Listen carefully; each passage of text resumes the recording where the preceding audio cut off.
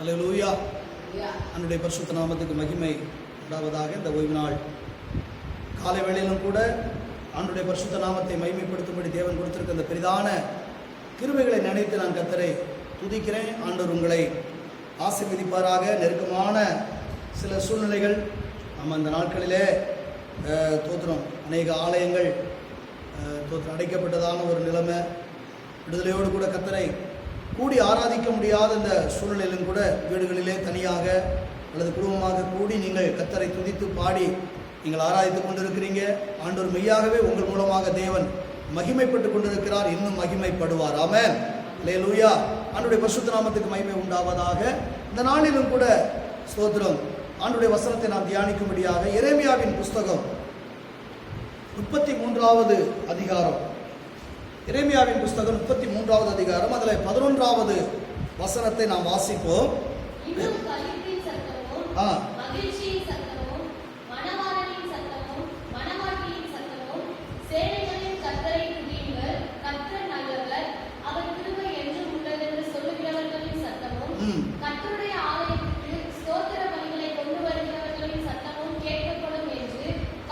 கர்த்தர் சொல்லுகிறார்,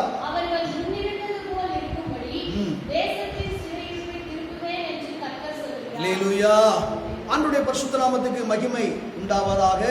சிறையிருப்பை மாற்றும் தேவன் அப்படிங்கிற தலைப்பில் ஆண்டவருடைய வசனத்தை அந்த நாளிலே சற்று நேரம் உங்களோடு கூட நான் பகிர்ந்து கொள்ளும்படியாக இருக்கிறேன். ஆண்டவருடைய பரிசுத்த நாமத்துக்கு மகிமை உண்டாவதாக. நான் வாசித்த அந்த வேத வசனத்தை குறித்து நான் பார்க்கும்போது ஒரு முறை கூட நான் வாசிக்கிறேன், கவனியுங்கள். இன்னும் களிப்பின் சத்தமும் மகிழ்ச்சியின் சத்தமும் மணவாளனின் சத்தமும் மணவாட்டியின் சத்தமும் சேனைகளின் கர்த்தரை துதியுங்கள், கர்த்தர் நல்லவர், அவர் கிருபை என்றும் உள்ளது என்று சொல்லுகிறவர்களின் சத்தமும் கர்த்தருடைய ஆலயத்துக்கு ஸ்தோத்திர பலிகளை கொண்டு வருகிறவர்களின் சத்தமும் கேட்கப்படும் என்று கர்த்தர் சொல்லுகிறார்.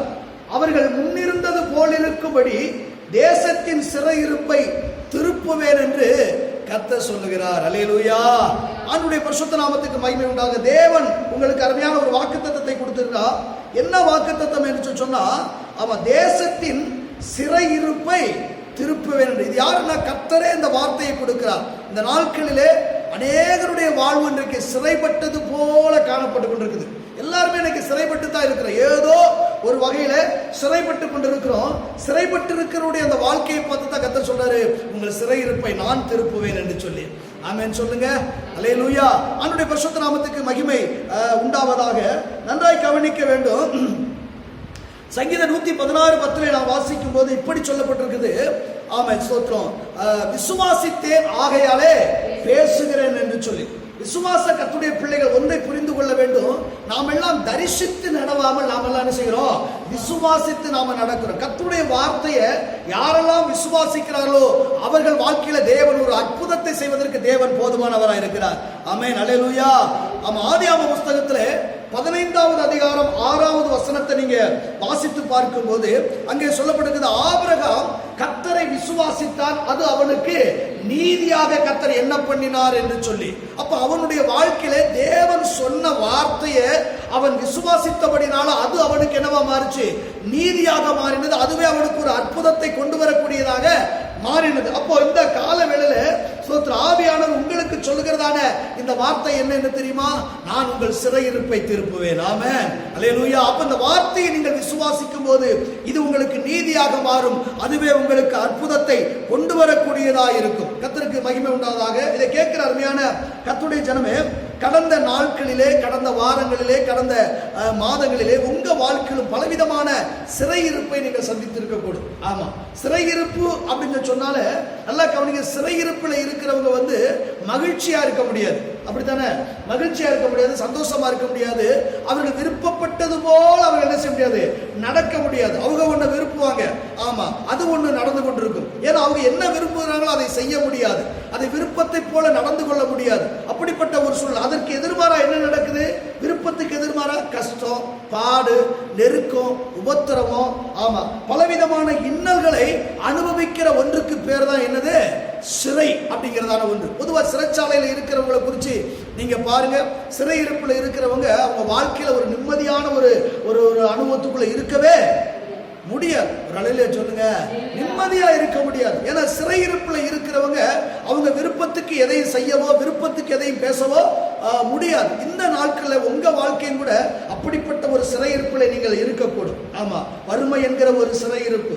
ஆமா, ஏன்னா வேலை இல்லாத ஒரு சூழ்நிலை, வேலை இல்லாததுனால தோத்திரம் வருமானம் இல்லாத ஒரு சூழ்நிலை. வருமானம் இல்லைன்னு சொன்னா குடும்பம் முழுவதும் பசியாய் பட்டினியாய் இருக்கக்கூடிய ஒரு சூழ்நிலை. சில சரீரத்துல பலவீனம், அந்த பலவீனத்திலிருந்து விடுதலை இல்லாத ஒரு சூழ்நிலை. இப்படி பலவிதமான இந்த நெருக்கமான சூழ்நிலை தான் ஒரு சிறையிருப்பாய் காணப்படுகிறது. ஆமே, அப்படி சிறையிருப்பில் இருக்கிற உங்களை பார்த்து தான் கர்த்தர் சொன்னாரு, நான் சிறையிருப்பை மாற்றுவேன். ஆமே, இது கர்த்தர் சொல்றார். இந்த மாதம் உங்களுக்கு சிறையிருப்பை மாற்றக்கூடிய ஒரு மாதமாய் கர்த்தர் வைத்திருக்கிறார். அல்லேலூயா. சிறையிருப்பை மாற்றுகிற கர்த்தர், அவர் வாக்கு பண்ணியிருக்கிறார். அவரால் கூடாத காரியம் ஒன்றுமே இல்ல. வேதம் சொல்லுகிறது, அவர் சொல்லாகும், அவர் கட்டளையிட நிற்கும் என்று சொல்லி. அல்லேலூயா சொல்லுவோமே. கர்த்தருடைய பரிசுத்த நாமத்துக்கு மகிமை உண்டாவதாக. வேத புத்தகத்துல நீங்க பார்க்கும்போது ஸ்தோத்திரம், இஸ்ரவேல் ஜனங்கள் 70 வருஷ காலங்கள் பாபிலோன் தேசத்திலே சிறைப்பட்டு போய் கிடந்தாங்க. எத்தனை வருஷம்? 70 வருஷ காலங்கள் சிறைப்பட்டு போய் கிடந்தாங்க. அவர்கள் சிறைப்பட்டு இருந்ததான ஜனங்கள், அவங்க சாதாரணமானவங்கலாம், அவங்கெல்லாம் கர்த்தருடைய பிள்ளைங்க, வாக்குத்தத்தத்தின் பிள்ளைங்க, ஆசீர்வாதமான தேசத்தை சுதந்திரித்த பிள்ளைங்க. ஆனா தோத்திர ஒரு சூழலிலே தோத்திர அவருடைய அந்த குறைபாடினாலே தோத்திர அவர்கள் அந்த சிறைக்குள்ளே உட்படுத்தப்பட்டாங்க. ஒருவேளை கேட்கலாம், நாங்க என்னையா குறை செஞ்சோம், எங்கிட்ட என்னையா தவறு இருக்குது, எங்கிட்ட என்னையா பாவம் இருக்குது, நாங்களும் இல்லவா அந்த சிறையை அனுபவிச்சுட்டு இருக்கிறோம் அப்படிங்கிற ஒரு எண்ணம் வரலாம். நல்லா கவனிக்கணும், தவறு பண்ணுகிறவர்கள் தண்டிக்கப்படலாம், ஆனா தவறு பண்ணாதவர்கள் சிறைக்கு இணைஞ்சாங்க, சிறையாக்கப்பட்டு போனாங்க. தானியேலா இருக்கட்டும், சாத்ராக் மேசாக் ஆபேத்நேகோவா இருக்கட்டும், நெகமியாவா இருக்கட்டும், தோத்திரம் எஸ்ராவா இருக்கட்டும், ஆமா இன்னும் அநேக சிறைப்பட்டு போனார்கள் என்று சொல்லப்பட்டிருக்குது. ஒருவேளை அவர்கள் அந்த இடத்துல இருக்கும்போது அவங்க கூட நினைச்சிருக்கலாம், தோத்திரம் நாங்க என்ன தப்பு பண்ண, இன்னைக்கு நீங்க நினைக்கிறது மாதிரியா தோத்திரம், ஒருவேளை தப்பு பண்ணவங்க தண்டனை அனுபவிக்கலாம், நாங்க என்ன தப்பு பண்ணையா, எங்களுக்கு ஏன் அப்படிங்கிற ஒரு கேள்வி இருக்கலாம். ஆனால் தேவன் ஒரு நாளும் தீமை செய்கிறவர் அல்லவே அல்ல. ஒருவேளை தீமையா இருந்தாய் கூட தீமையின் கர்த்தர் என்ன செய்யறாரு, நன்மையாய் மாற பண்ணுகிறார். விசுவாசிக்கிறீங்களா? அல்லேலூயா. ஆண்டவருடைய பரிசுத்த நாமத்துக்கு மகிமை. யோசேப்பை குறித்து பாருங்க. யோசேப்பு அவன் சிறைப்பட்டு போன காரியம் நமக்கு நன்றாக தெரியும். தோத்திரம், ஏன்னா அவனுக்கு கொடுத்த வாக்கு தத்துவம், அவனுக்கு கொடுத்த தரிசனம் எல்லாமே தோத்திரம் அது நன்மையா இருந்தது. ஆனா அவனுக்கு நடக்கிற சம்பவங்கள் அத்தனையும் தீமையாகவே காணப்பட்டது. ஆமா, எல்லாமே தீமையான காரியம். செய்யாத குற்றத்துக்கு தண்டனையை அனுபவிச்சு சிறைச்சாலையில இருக்கிறான். தோத்திரம், அவன் உள்ள இருக்கிற 2 பேரும் ஒரு சொப்பனத்தை கண்டு அதனால அவன் கலங்கி போய் இருக்கும் போது கலக்கத்தோடு இருக்கிறாங்க. யோசேப்பு கேட்கிறான், ஏன் நேற்று மாதிரி உங்க முகம் இல்ல, உங்க முகத்துல ஒரு வித்தியாசத்தை பார்க்கிறேனே, கலக்கத்தோடு இருக்கிறீங்களே அப்படின்னு சொல்லி கேட்கும் போது அவங்க சொல்றாங்க, நாங்க இப்படி ஒரு சொப்பனத்தை கண்டோம் அப்படின்னு சொல்லி சொல்றாங்க. இப்படி ஒரு சொப்பனத்தை கண்டோம்னு சொல்லி, அந்த சொப்பனத்தை நீங்க எனக்கு சொல்லுங்க அப்படிங்கும் போது சொப்பனத்தை சொல்றாங்க. அவங்க சொப்பனத்தை சொன்னோன்னா சொப்பனத்துடைய அர்த்தத்தை யோசேப்பு என்ன செய்றாரு, ஆமா தெரியப்படுத்துறாரு. சொப்பனத்துடைய அர்த்தத்தை விளக்கத்தை சொல்றாரு. என்ன அப்படின்னு சொன்னா, நாளைக்கு நீங்க என்ன செய்வீங்க, ஒருத்தன் உயர்த்தப்படுவான், ஒருத்தன் கொல்லப்படுவான் அப்படிங்கிற காரியத்தை சொல்றான். அந்த உயர்த்தப்படக்கூடிய அந்த மனுஷன் இடத்துல சொல்றான், நான் செய்யாத குற்றத்துக்கு என்ன செய்யறேன், தண்டனை நான் அனுபவிச்சுக்கிட்டு இருக்கிறேன். நல்லா கவனிங்க. தோத்திரம், செய்ததுக்கு தண்டனை அனுபவிக்கிறது வேற, செய்யாத குற்றத்துக்கு தண்டனை அனுபவிச்சுக்கிட்டு இருக்கிறேன். நீ தோத்திரம் உயர்த்தப்படும் போது ராஜாவிடத்துல எனக்காக என்ன செய்ய, பரிந்து பேசுங்க அப்படின்னு சொல்லி சொல்றான். ஆனா வேதம் சொல்லுகிறது, அவன் என்ன செய்தான், மறந்து போனார் என்று சொல்லி. சில வேளைகளிலே தோத்திரம் சில இடத்துல நீங்க இப்படி நினைக்கலாம். தோத்திரம் என்ன அப்படின்னு சொன்னா, என்னை குறிச்சு ஏதாவது நினைப்பாங்க, எனக்கு ஏதாவது உதவி செய்வாங்கன்னு சொல்லி. ஆனா தோத்திரம் அது மறந்து போகக்கூடிய ஒரு சூழலை கர்த்தரே உண்டாக்குறாரு. ஆமாவா இல்லையா? கர்த்தரே உண்டாக்குறாரு. ஏன் அப்படின்னா, ஒருவேளை அப்பா அவன் சொல்லியிருந்தான்னா தோத்திரம் யோசேப்புக்கு சிறைச்சாலையிலிருந்து என்ன கிடைச்சிருக்கும், ஒரு விடுதலை மட்டும்தான் கிடைச்சிருக்கும். இப்படி எல்லாம் முறைச்சு பார்த்துக்கிட்டே இருந்தா எப்படி தோத்திரம் வார்த்தைகளை, ஆண்டுடைய வார்த்தையை விடுதலையோடு கூட பேச முடியும்? தோத்திரம் அல்லேலூயா. கர்த்தர் நல்லவர், ஆண்டவருக்கு மகிமை உண்டாகட்டும். ஒருவேளை அப்போ விடுதலை, ஒருவேளை அவன் சொல்லியிருந்தாங்க விடுதலை கிடைச்சிருக்கும் கண்டிப்பா, ஏன்னா அவன் பேசினா கண்டிப்பா விடுதலை கிடைச்சிருக்கும். ஆனா ஏன் அது நடக்கல அப்படின்னா, மறந்து போனான்னு இருக்குது. ஏன்னா தேவன் தான் என்ன செய்றாரு, சில காரியத்தை கர்த்தர் அனுமதிக்கிறது, அது நமக்கு தீமையை போல இருக்கும், ஆனா தீமையை நன்மையாக மாற்றுகிற ஒரு கர்த்தர் இருக்கிறாரு. அல்லேலூயா. அதுதான் நாம் ஆராதிக்கிற இயேசு. ஆமென். ஒரு குறித்த காலம் அவன் சிறையில இருக்க வேண்டிய ஒரு சூழல் உண்டானது. ஆனா அவன் சிறையிருப்பு மாறும்போது என்ன உண்டாது தெரியுமா? அந்த தேசத்துக்கு பிரதமராய் கர்த்தர் உயர்த்தினாரு. ஆமென். அல்லேலூயா. உங்க வாழ்க்கையில இந்த சிறையிருப்பு ஆமா செய்த அந்த தீமைக்கு அப்படி நினைக்காதீங்க. தீமை செஞ்சதுனால இல்ல, ஒருவேளை நீங்க நல்லமையை செஞ்சவங்களா நல்லவங்களா கூட இருக்கலாம். ஆமா, நீங்க நல்லவங்க தான். ஒரு அலையிலே சொல்லுங்க. ஏன்னா நீங்க ஆராதிக்கிற தேவன் நல்லவரா இருக்கனால நீங்களும் யார் தான்? நல்லவர்கள் தான். ஆனா உங்களுக்கு எதிர்மாறாக தீமை நடக்கலாம். ஏன்னா வேதம் சொல்றது அன்றியும் அவருடைய தீர்மானத்தின்படி அழைக்கப்பட்டவர்களாய் அவரிடத்துல அன்பு கூறுவர்களுக்கு சகலமும். ஆமென். அல்லேலூயா. அப்ப இப்ப நடக்கிறதுல உங்களுக்கு நன்மைக்கு தானே? இப்ப நடக்கிறதுல உங்களுக்கு நன்மைக்கு மனதார சொல்ல முடியுமா? நன்மையும் சொல்ல முடியுமா? என்ன வேதம் அப்படி சொல்லுதுங்க. சகலமும். வேதம் ஒரு நாள் என்ன செய்யாது? பொய் சொல்லவே சொல்லாது. ஆனா ஏற்ற வேலை வந்த போது யோசேப்புடைய சிறை மாற்றப்பட்ட போது சகல ஜனங்களுக்கு முன்பதாக தேவன் அவனை உயர்த்தினார். அல்லேலூயா. அப்படின்னா உங்க சிறையிருப்பு மாறும்போது ஒரு பெரிய ஒரு ஆசீர்வாதம் காத்திருக்குது. ஒரு பெரிய நன்மை உங்களுக்கு காத்திருக்குது. சோத்திரம். கவனிங்க, 70 வருஷ காலங்கள் அடிமைத்தன வாழ்க்கை. இஸ்ரவேல் ஜனங்கள் அடிமைத்தனம், அதுல நன்மை செஞ்சவங்களும் இருக்கிறாங்க. ஆனா அவங்களுக்கும் அந்த வேதனையை அனுபவிச்சுக்கிட்டு தான் இருக்கிறாங்க. இப்ப சிறைப்பட்டு இருக்கும் போது அவங்க வாழ்நாள் எப்படி இருந்தது அப்படின்னு சொன்னா, சங்கீத புஸ்தகத்துல 137வது சங்கீதத்தை திருப்பிக் கொள்ளுங்க. சங்கீதங்களின் புஸ்தகம் 137வது சங்கீதத்துல 1 முதல் 9 வசனங்கள் வரைக்கும் பார்க்கும்போது அதை வாசிங்க. 137ல 1 முதல் 9 வசனம்.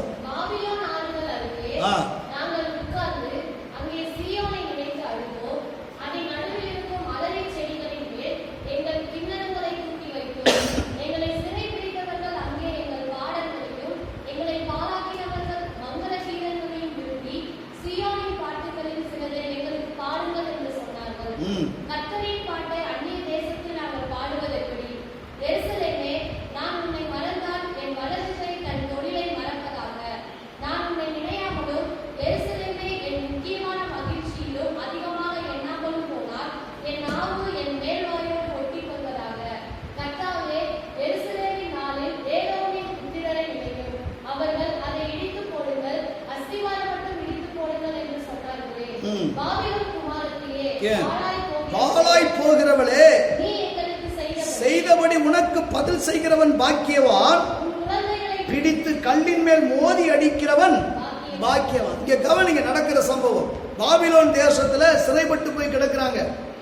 ஏன்னா இங்க இருக்கும்போது பாடல், துதி, ஆராதனை நல்லா இருக்கும்போது நல்லா இருந்துச்சு. நல்லா கவனிங்க. சோத்ரம். அந்த பாபிலோன் ஆறுகள் அருகே நாங்கள் உட்கார்ந்து அங்கே சியோனை நினைத்து என்ன செய்யறோம்? அழுதோம். ஏன்னா கர்த்தருடைய இருக்கிற இடம், வாசம் பண்ணுகிற இடம், அந்த சியோன் என்கிறதான இடம், கர்த்தருக்கு மகிமை தேவ ஆலயம் இருக்கிற ஒரு இடம். அங்க நல்ல விடுதலையோடு பாடினாங்க, ஆராதித்தாங்க, கர்த்தரை நினைஞ்சாங்க, மகிமைப்படுத்தினாங்க. ஆனா இப்போ அந்த வாய்ப்பு இல்ல. உண்மைதானே? இப்ப நமக்கு அதே போலதான். முன்னாடி நல்ல கர்த்தரை கூடினோம், ஆராதித்தோம், துதிச்சோம், பாடினோம். சில பேரெல்லாம் பாத்தீங்கன்னா எத்தனையோ நாட்கள் ஆராதனைக்கு வராம வேலைக்கு முக்கியத்துவம் கொடுத்த நிறைய பேர் இருக்கிறாங்க. ஆமா, இன்னொரு வாரம் பார்த்துக்கோ, அடுத்த வாரம் பார்த்துக்கோணும். இன்னைக்கு அப்படிப்பட்டவங்க தேவ சமூகத்துல வந்து ஆலயத்துல வந்து ஆராதிக்க நினைக்கிறாங்க. ஆனா முடியாத ஒரு சூழல். இப்படியெல்லாம் ஒரு மாற்றம் உண்டாகுமா அப்படின்னு நினைச்சு கூட பார்க்கல. அப்படிப்பட்ட ஒரு நெருக்கத்தை இன்னைக்கு அவங்களே நினைச்சு ஆராதிக்க நினைச்சாலும் முடியாத ஒரு சூழ்நிலை இங்க நினைக்க பாருங்க. அந்நிய தேசத்துல அடிமைகளாக சிறைப்பட்டு இருக்கிறாங்க. அங்க உட்கார்ந்து என்ன செய்றாங்க? அழுகிறாங்க. தோத்திரம். அழுகிறாங்க. என்ன நினைச்சு அழுகிறாங்க? அது நடுவில் இருக்கும் அலரி செடிகள் மேலே எங்க கிண்ணறத்தை கொண்டு போய் நினைச்சிருக்கோம், தூக்கி நாங்க வைத்தோம் என்று சொல்லி. என்ன நடக்குது பாருங்க. எங்களை சிறைப்பிடித்தவர்கள் அங்கே எங்கள் பாடல்களையும் எங்கள் பாழாக்கினவர்கள் எங்கள் மங்கள கீதத்தையும் விரும்பி சியோனின் பாட்டுகள் சிலதை எங்களுக்கு பாடுங்கள். யார் கேட்கிறா? தோத்திரம். சிறைப்படுத்தினவர்கள் கேட்கிறாங்க. பாட சொல்லி அவங்களால என்ன செய்ய முடியல? பாட முடியல. ஏன்னா அவ்வளவு வேதனை, அவ்வளவு துக்கம், அவ்வளவு துயரம். தோத்திரம். இந்த நாளிலும் கூட நீங்களும் கூட அந்த நாளிலே ஸ்தோத்திரம் நல்ல விடுதலையோடு இருக்கும்போது கர்த்தரை துதிச்சு பாடி மகிழ்ந்து களிகூறி இருப்பீங்க. ஆனா இன்றைக்கு அதே மகிழ்ச்சியோடு சந்தோஷத்தோடு உங்களால் பாட முடியுதா? உங்களால துதிக்க முடியுதா? உங்களை கர்த்தரை மகிமைப்படுத்த முடியுதா? முன்பு போல உங்களோட விடுதலையோடு கூட கர்த்தரை ஆராதித்து ஆவியில நிரம்பி அந்நிய பாஷையில உங்களால கர்த்தரை மகிமைப்படுத்த முடியுதா? இல்லாத ஒரு சூழ்நிலை பாருங்க. அவ்வளவு வேதனையே அந்த இஸ்ரவேல் ஜனங்கள் அனுபவித்து வந்தாங்க. அதைத்தாங்க சொல்லப்படுகிறது பாருங்க. எருசலேமே, நான் உன்னை மறந்தால் என் வலதுகை என் தொழிலை மறப்பதாக அவன் சொல்றான். என்னால இப்ப என்ன செய்ய முடியல? ஆலயத்தை நினைச்சு புலம்புறாங்க, சியோனை நினைச்சு புலம்புறாங்க. நம்ம வாழ்க்கையில் இப்ப அந்த புலம்பல், இந்த புலம்பலின் சத்தம் எல்லாம் தேவ சமூகத்தில் போய் கேட்டுக்கொண்டே இருக்கிறது. ஆமென், அல்லேலூயா, ஸ்தோத்திரம். ஏன்னா வேதம் சொல்லுகிறது, இஸ்ரவேல் ஜனங்களுக்கு முன்பதாக 400 வருஷங்கள் எகிப்து தேசத்தில் அடிமைப்பட்டு கிடந்தாங்க, சிறைப்பட்டு கிடந்தாங்க. வேதம் சொல்லுகிறது அவருடைய பெருமூச்சு சத்தம் தேவ சமூகத்தில் போய் எட்டினதா. அவன் இன்றைக்கு நாம விடுகிற பெருமூச்சு, நம்ம விடுகிற அங்கலாய்ப்பு அத்தனையும் தேவ சமூகத்தில் எட்டப்பட்டு கொண்டே இருக்கிறது. ஆமென், அல்லேலூயா. அவ்வளவு வேதனைய அந்த 70 வருஷ காலங்கள் அவங்க அந்த சிறைப்பட்டு இருந்ததான அந்த இஸ்ரவேல் ஜனங்கள், கர்த்தருடைய பிள்ளைகள் அனுபவித்தாங்க, வேதனைப்பட்டாங்க என்று வேதம் சொல்லுது. 7 முதல் 9 வசனங்களை பார்க்கும்போது, கர்த்தாவே எருசலேமின் நாளில் நினையும், அவர்கள் அதை இடித்து போடுங்கள், அஸ்திவாரம் மட்டும் இடித்து போடுங்கள் என்று சொன்னார்களே. பாபிலோன் குமாரத்தியே, பாழாய் போகிறவளே, நீ எங்களுக்கு செய்தபடி உனக்கு பதில் செய்கிறவன் பாக்கியவான். உன் குழந்தைகளை பிடித்து கல்லின் மேலே மோதி அடிக்கிறவன் பாக்கியவான். எவ்வளவு வேதனை இருந்த அந்த வார்த்தைய அப்ப எவ்வளவு வேதனை என்ன செய்றாங்க? அனுபவிச்சிருக்க. பிள்ளைய மோதி அடிச்சு கொல்லட்டும் அப்படிங்கிறாங்க. அந்த அளவுக்கு வேதனை, சிறைப்பட்டதான அந்த அனுபவத்துக்குள்ள அந்த வேதனையை அனுபவித்துக் கொண்டு அவர்கள் சொல்லுகிறதான ஒரு காரியம். நன்றாய் கவனிங்கள். இப்படி வேதனையை அனுபவித்துக் கொண்டிருந்ததான ஜனங்கள் தான். ஆனால் அவர்கள் இடுகிற கூக்குரல், அவர்கள் ஏறெடுத்ததான அந்த விண்ணப்பம், ஜெபம் எல்லாம் தேவ சமூகத்தில் போய் எட்டப்பட்டது. ஒரு அல்லேலூயா சொல்லுவோமே, அல்லேலூயா. எல்லாம் தேவ சமூகத்திலே போய் எட்டப்பட்டது. நீங்க இன்னொரு அதிகாரத்தை வாசிங்க. 77வது சங்கீதம், சங்கீதங்களின் புஸ்தகம் 77வது சங்கீதத்திலே 1 முதல் அதுல 9 வசனங்களை பாருங்க. அல்லாஹ் கவனிங்க, சொல்றாரு பாருங்க. நான் தேவனை நோக்கி என் சத்தத்தை உயர்த்தி கெஞ்சினேன்,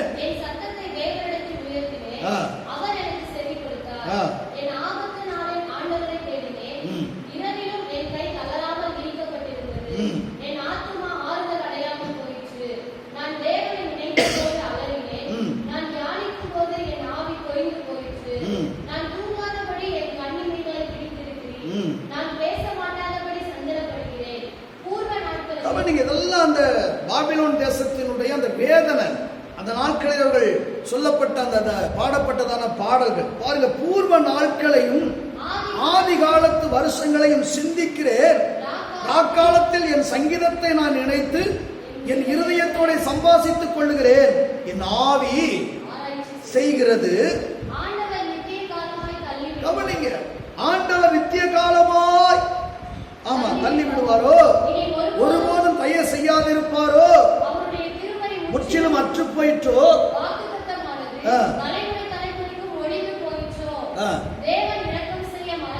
மறந்தாரோ,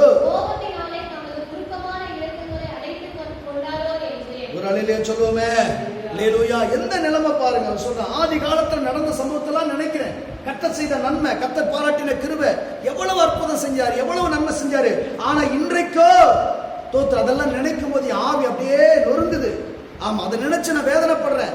தோத்திரம் இப்படியெல்லாம் இருந்தது. ஆனா நித்திய காலமா என் தேவன் எங்களை மறந்தாரோ, எங்களை கைவிட்டுட்டாரோ, அங்கலாய்ப்பு. தோத்திரம் ஒருவேளை இன்றைக்கும் கூட தோத்திரம் நாங்க நன்னாத்தான் ஆண்டவரை தேடினோம், ஆண்டவரை மகிமைப்படுத்தினோம், நதியத்தானே இருந்தோம், நல்லா இருந்தோமே. ஆனா எங்க வாழ்க்கையில ஏன் இப்படி ஒரு அங்கலாய்ப்பு உங்க வாழ்க்கையில இருக்கும்? ஆனா அடுத்த வசனம் சொல்றதை கவனிங்க. அப்பொழுது நான், இது என்னுடைய பலவீனம், ஒரு அலையிலே சொல்லுங்க. ஆனாலும் உன்னதமானவருடைய வலதுகரத்தில் உள்ள வருஷங்களை என்ன செய்வேன்? நினைவு கூறுவேன் சொல்றான். இல்ல, இது என்னுடைய பலவீனம். அவருடைய எண்ணங்கள்ல நாங்க காலமெல்லாம் இப்படித்தான் இருப்போமோ, இப்படித்தாங்கிற அந்த எண்ணத்துக்குள்ள இருந்தவனுக்கு ஒரு சிந்தையில ஒரு மாற்றம் உண்டானது. என்ன தெரியுமா? என் தேவன் அப்படிப்பட்டவர் அல்ல, என் தேவன் அப்படிப்பட்டவர். இது என்னுடைய என் பலவீனம். அதனாலதான் நான் இப்படி நினைச்சுக்கிட்டு இருக்கிறேன். நித்திய காலமா என் தேவன் மறக்கிறவர் அல்லவே. அல்ல. ஏன்னா அவர் ஆபிரகாமை நினைவு கூறுகிறவர், ஈசாக்கை நினைவு கூறுகிறவர், யாக்கோவை நினைவு கூறு. அது மட்டுமல்ல, எங்களையும் அவர் நினைவு கூறுகிற கர்த்தராய் இருக்கிறாரு. வேதம் சொல்லுது, கர்த்தர் நம்மை நினைத்து இருக்கிறார், அவர் நம்மை ஆசீர்வதிப்பார். நோவாவை நினைவு கூர்ந்தவர், கர்த்தர் உங்களை நினைவு கூறுகிற தேவனாய் இருக்கிறார். ஒரு நாளிலே சொல்லுங்க தோத்திரம். இப்படி அங்கலாய்ப்பு தேவ சமூகத்தில் போய் எட்டப்பட்ட போது, அவருடைய அங்கலாய்ப்பு எல்லாம் தேவ சமூகத்துக்கு போன போது என்ன நடந்தது தெரியுமா? சோத்திர சங்கீதத்தை திருப்பிக் கொள்ளுங்க, வேதத்தை திருப்பிக் கொள்ளுங்க. 126வது சங்கீதம், சங்கீதங்களின் புஸ்தகம் 126 1 முதல் 3 வசனங்களை பாருங்க. சீயோனின் சிறையிருப்பை கர்த்தர் திருப்பும் போது, ஒரு நிலையிலே சொல்லுவோமே தோத்திரம், ஒரு சம்பவம் நடக்குது. இவங்க அங்கலாய்ப்பு, இவங்களுடைய அந்த விண்ணப்பம், கோரிக்கை எல்லாம் எங்க போகுது? தேவ சமூகத்துக்கு போய்கிட்டே இருக்குது. எப்படியா சொல்றீங்க அப்படின்னா, அந்த வசனத்தை நீங்க வாசித்து பார்த்தீங்கன்னா 4வது வசனம் இப்படி சொல்லுகிறது, கர்த்தாவே தெற்கத்தி வெள்ளங்களை திருப்புவது போல எங்கள் சிறையிருப்பை திருப்பும். எல்லாருடைய அங்கலாய்ப்பு என்னமெல்லாம் தேவ சமூகத்துக்கு போகுது. தேவனை நோக்கி முறையிடுறாங்க. நல்லா கவனிங்க. அந்த பாபிலோன் தேசத்துக்கு சிறைப்பட்டு போனவங்க சும்மா இருக்கல. தோத்திரம். ஒரு கூட்டம் ஜெபிக்கிற கூட்டமா இருந்துச்சு, ஒரு கூட்டம் செயல்படுகிற கூட்டமா மாறுச்சு. ஆமென், அல்லேலூயா. ஜெபிக்கிற ஒரு கூட்டம் எழும்புச்சு, செயல்படுகிற ஒரு கூட்டம் எழும்புச்சு. சிறையிருப்பு தானாகவே மாற்றப்படுகிறது. ஆமென், அல்லேலூயா, அல்லேலூயா. ஆண்டவருடைய பரிசுத்த நாமத்துக்கு மகிமை உண்டாத அந்த வசனத்தை பாருங்க. அப்படி சிறையிருப்பு மாறும்போது அவங்க வாழ்க்கையில என்ன நடக்குது தெரியுமா? அந்த வசனம் சொல்லுது, சீயோனின் சிறையிருப்பை கர்த்தர் திருப்பும் போது, எங்க வாழ்க்கையில இப்படி இந்த மாசத்தை நீங்க அப்படித்தான் சொல்ல போறீங்க. தோத்திரம். ஏன்னா எல்லாரும் பேசுறது அதெல்லாம் இல்லையா, இது இன்னும் 4 எக்ஸன் ஆகும், இன்னும் இந்த 4 எக்ஸன் பண்ணுவாங்க, அப்படியே போகும். அப்படித்தான் எல்லாரும் பேசிக்கொண்டிருக்கலாம். ஆமா, வேதம் சொல்லுது, உன் நினைவு என் நினைவு அல்ல, உன் வழிகளும் என் வழிகள் அல்ல, உங்கள் நினைவை பார்க்கிலும் என் நினைவுகள் உயர்ந்தவைகள் என்று கர்த்தர் சொல்றாரு. அவர் நினைவுகள் உங்களை குறித்து உயர்ந்ததா நினைச்சுக்கிட்டு இருக்கிறாரு. உங்க சிறையிருப்பை கர்த்தர் மாற்ற போகிறாரு. அப்படி மாறும்போது நீங்கள் என்ன சொல்ல போறீங்க தெரியுமா? அந்த வசனம் சொல்லுது, சீயோனின் சிறையிருப்பை கர்த்தர் திருப்பும் போது, இந்த இடத்துல சீயோனை எடுத்துட்டு உங்க பேரை போடுங்க. உங்க பேரை போட்டு நீங்க வாசித்து பாருங்க. யார் பேரை போட்டு, ஆமா நான் வாசிக்கிறேன் பாருங்க. தாவீதின் சிறையிருப்பை கர்த்தர் திருப்பும் போது சொப்பனம் காண்கிறவர்கள் போல் இருந்தேன். அல்லேலூயா. இந்த மாசத்துல இருந்தா நான் சொல்ல போறேன், உங்க வாழ்க்கையில கர்த்தர் அப்படித்தான் செய்ய போறாரு. விசுவாசிக்கிறீங்களா? சிரிச்சுட்டு சொல்லலாமே. அருமை அருமை. அல்லேலூயா. கர்த்தர் நல்லவர். ஆண்டவருடைய பரிசுத்த நாமத்துக்கு மகிமை உண்டாதா. கவனிங்க, அடுத்த வசனம் சொல்லுது, அப்பொழுது நம்முடைய வாய் நகைப்பினாலும் ஆனந்த சத்தத்தினாலும் இருந்தது. கர்த்தர் இவர்களுக்கு பெரிய காரியங்களை செய்தார் என்று புறஜாதிகளுக்குள்ளே சொல்லிக் கொண்டார்கள். ஹல்லேலூயா. அப்ப இந்த மாதத்துல ஆமா கர்த்தர் உங்க சிறையிருப்ப திருப்பும் போது என்ன நடக்கும் தெரியுமா? உங்களுக்குள்ள ஒரு மகிழ்ச்சி, ஒரு களிப்பு உண்டாக போகுது.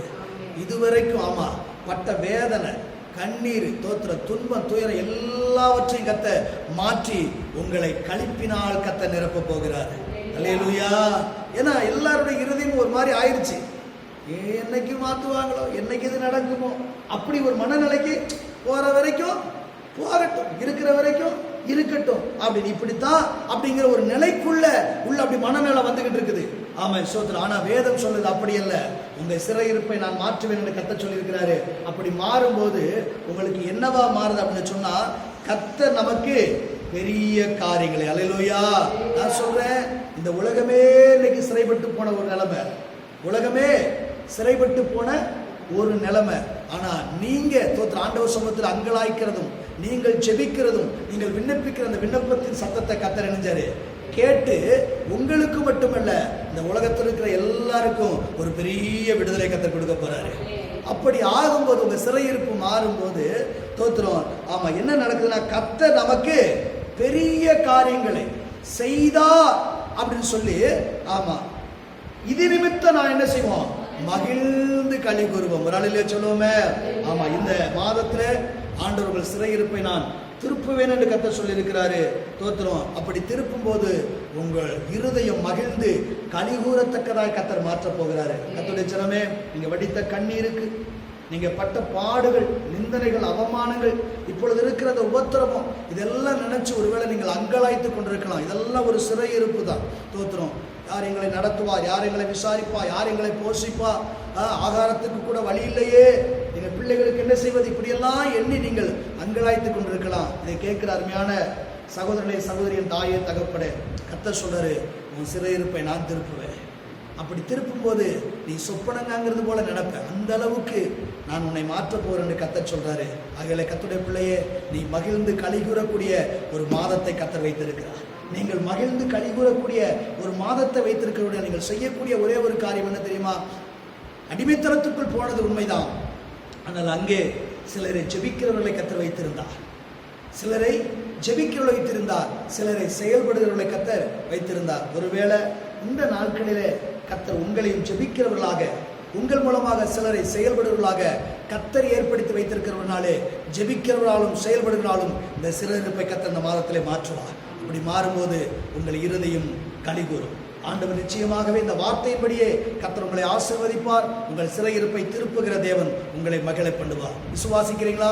கர்த்தர் உங்களை ஆசீர்வதிப்பார். ஆண்டவர் நோக்கி பாருங்கள், கர்த்தர் உங்களோடு கூட இருப்பாராக. ஆமென், ஆமென்.